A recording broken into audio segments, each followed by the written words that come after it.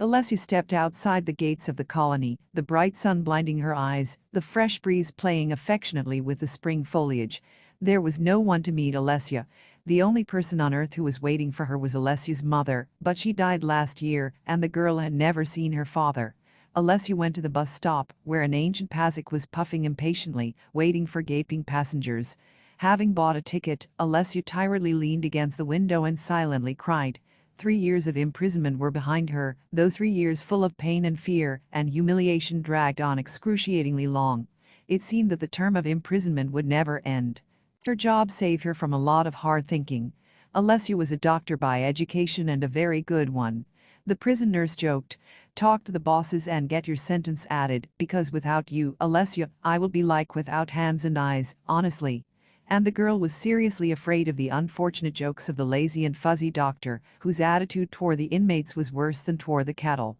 Alessia, on the contrary, while she sacredly observed her Hippocratic oath, was calm, attentive and tactful with her patients. Due to the lack of normal medicines, she had to develop her own massage technique. Alessia performed miracles, curing long-standing arthritis, hernias, radiculitis, migraines and many other ailments. Everyone lined up to see the young nurse, even the relatives of the bosses and guards. And now who needs her talent and her methodology? Who would hire a former prisoner, and even under such an article complicity in robbery? No one in their right mind and mind would let such a person further from their doorstep. No one is interested in the fact that Alessia is not a criminally minded woman, but just an unhappy person who has been slandered. And all because of her love for Andre. He was so bold, strong and brave that Alessia would lose her head just hearing his voice. Andre met the young nurse when she was caring for Olga Ivanovna, the elderly grandmother of her future lover. The grandson brought rich presents, was affectionate and attentive to the old woman, and then invited Alessia to a restaurant, where he splashed money left and right, treating the girl to expensive delicacies. A bright romance flared up between the young people, but it lasted exactly until the police knocked on the door and took Alessia away, ignoring the cries and screams of her mother. While under investigation, the girl learned that Andre was no prince, but an ordinary thief, a swindler, and an inveterate gambler. Alessia had a bunch of keys to patients' apartments. The young nurse people trusted, and how to open the door lying sick? You will not be endlessly disconnected from the affairs of relatives. Andrew snatched a bundle from the girl, robbed several apartments. He was quickly caught, but the scoundrel deliberately accused Alessia of incitement. The girl's life collapsed, and she was close to ending it. She was saved from the irreparable by a wise old woman serving time for the tyrant's unintentional murder of her husband. "Don't you dare lay your hands on yourself, little girl, many sorrows purify the soul, know that. Whatever happens, do good and throw in the water. Y'all see what happens later, y'all remember me." Alessia firmly remembered these words. Entering the small dusty apartment, not hearing the voice of her own mother, who was crying from grief, from poverty and inability to hire a lawyer, from loneliness. Alessia covered her face with her hands, but did not allow herself to shed tears. The girl stood in front of the mirror and ordered herself to smile. She would get a job as a cleaner somewhere, and she would clean public toilets and not grumble at her fate, but in the meantime she should clean up her house. The girl poured a bucket of water and started cleaning. A week later, Alessia got a call from an old girlfriend, Marina, a former work colleague. "Olays, hello, are you free? Quickly drop everything and run to me, there is an important job for you for a lot of money. And don't worry about your resume, nobody pays attention to it for a long time." While visiting, Marina found out that one rich family urgently requires a stress-resistant nurse to the son of the owner, who received a disability after a car accident. Because of the disgusting nature of the patient scattered all the nurses, and the father agrees to take any job, even after prison, if only she could tolerate the unpleasant antics of her son. Marina named such an amount of remuneration that Alessia rounded her eyes in surprise. "On this money you can live comfortably for a year, and put a good monument to her mother's grave." Alessia agreed. 3 days later the girl stood at the gates of a huge mansion. A stern security guard ordered to show her documents, and then let Alessia enter the closed territory. The nurse tried to maintain a nonchalant look. Although it was not easy for her. In some program about the life of British monarchs, she saw something like this, but on television could not fully reveal all the splendor and pomp reigning around.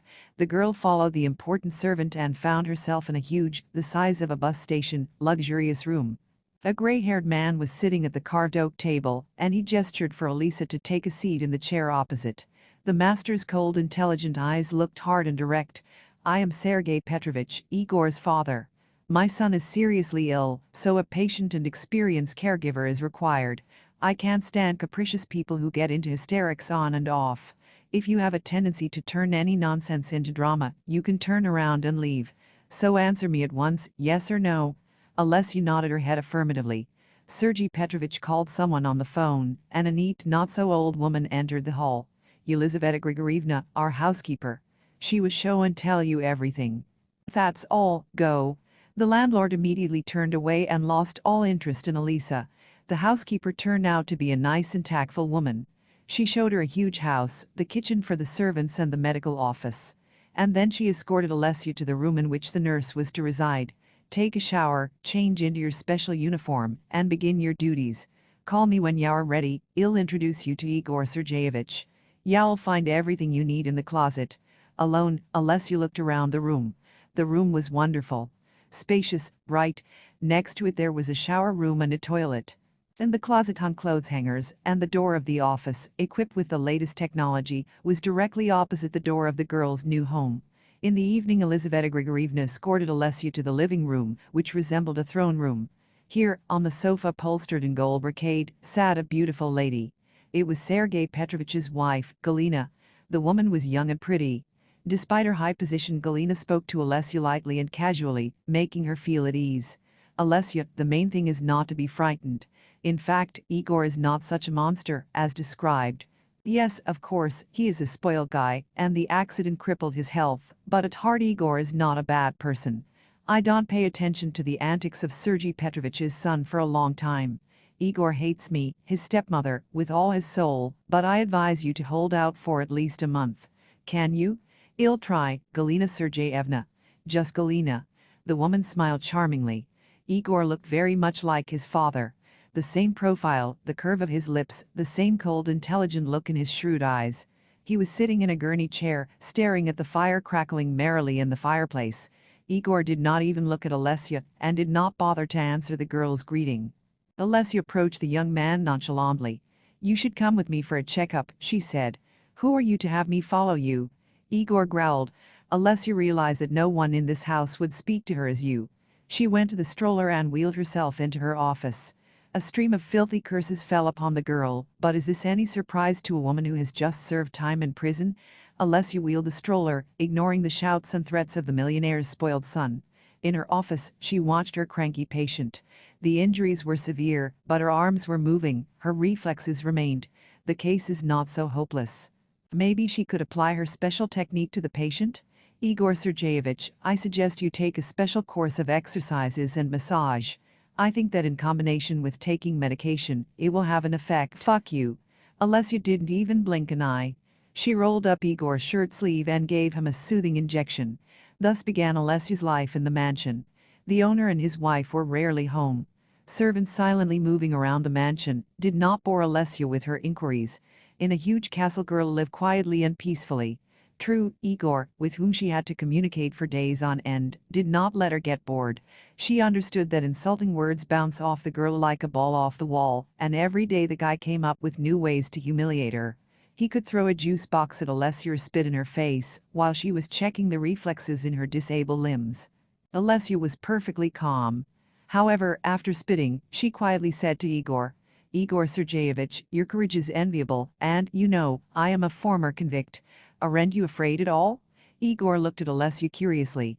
"What were you in jail for?" "For murder and dismemberment," the nurse boasted proudly. "You know, my precious father did time for murder, too. I guess he likes to surround himself with criminal personalities. What can you do with him?" Since that day, however, Igor had stopped spitting, and he was tired of insulting the girl, too. He calmed his ardor a little, allowing Alessia to treat the patient by his own methodology. So the days went by. A month later, Sergei Petrovich called the nurse to the carpet. "So, are you staying?" "Until I finish the course, I'm definitely not leaving," replied Alessia. "Well done, you look like Joan of Arc, you have the same proud head position. I'm glad you're not giving up.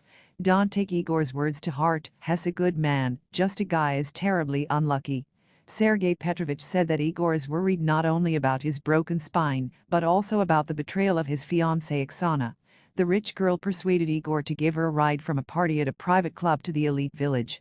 Igor was drunk, so he offered to call a service-sober driver, but Oksana pouted and, in spite of the guy, began to hang on the neck of some young man. Igor, boiling over, threw the beauty into the car and pressed on the gas. In the end there was a terrible accident. The girl got away with 2 scratches, but Igor was disabled for life. Igor won't be disabled, I promise you, the girl said quietly. Sergei Petrovich's cold eyes filled with tears. You know, girl, I have done many evil things in this life. Igor's mother died early, couldn't stand it, tired of being afraid for me and my son. I built all this wealth on blood in the 90s, and now I'm paying the price. Galina, my second wife, a good person, tried to be a mother to Igor, but he was like an animal, and this is also payback. They're in prison, a wise man told me do good and throw it in the water, maybe you will do so, too. Sergei Petrovich put his arm around the girl. Take care of her, my friend, you are our guardian angel now. One day Alessia went out of town. The anniversary of her mother's death was approaching, and the monument had not yet been erected. The girl thought she could do it in 3 days. The landlord agreed, and Alessia left. She succeeded in the city. The cross placed on the grave was beautiful and reliable. The girl planted flowers and ordered an elegant fence, which she was promised to make for the Trinity. When she returned to the house, she saw a distraught Galina. Her eyes were tearful. She stood before Alessia dressed in a traveling suit, leaning on the handle of an expensive suitcase on wheels. I am forced to say goodbye to you, Alessia. Igor slandered me to my father by telling him of my many infidelities. My husband didn't even want to hear me out. Alessia, outraged by the young scoundrel's act, flew into Igor's room, furious as a tigress, ran up to the guy and slapped him on the cheek with all her might. Scoundrel, scoundrel. If Galina goes, I go. You can go on feeling sorry for yourself and crying about your bitter fate. Igor shouted indignantly and angrily. And I will sit, and I will pity, I will live with my father without you somehow. Have you had your fun? It must be fun to go out to restaurants for that kind of money. You're all the same, you're all for sale. How dare you say that, you bastard? I dare, I've been crazy about you all day, while you've been having fun with your dates. Igor was furious. He grabbed Alessia in an armful and began shaking the girl violently. Alessia broke free of Igor's hands and ran away. He jumped up and shouted in despair, "Stop, you bitch, I hate you. Stop, you fool, I can't live without you." And he fell on his side. Alessia froze stunned. Her technique had worked, Igor was able to get to his feet on his own. She jumped up to the guy and held him into a chair. Igor put his arms around the girl and kissed her on the lips. I love you more than anyone in the world, I would give my life for you, I thought I would die of jealousy. Alessia cried. Why did you hurt Galina? Apologize to her immediately. Igor began to quickly dial the phone number. That night he apologized to his stepmother in the presence of his father. Galina Sergeyevna, I have done a terrible thing. I would kneel before you if I could. I don't know how to redeem myself before you. Forgive me. Igor kissed the woman's hands and wept. Galina smiled. Good, you'll definitely get better, you'll have time to get on your knees again. And then Igor confessed his love to Elisa and asked for her hand. Sergei Petrovich blessed the young couple. Igor really got on his feet, although so far he has been moving with the help of a cane, but his wife Alessia laughed. What a bad start, you will run from me yet. Sergei Petrovich invested most of his fortune in an important cause. A clinic opened in the city with excellent equipment and highly skilled personnel, but treatment there can be free. Alessia became the manager of the clinic.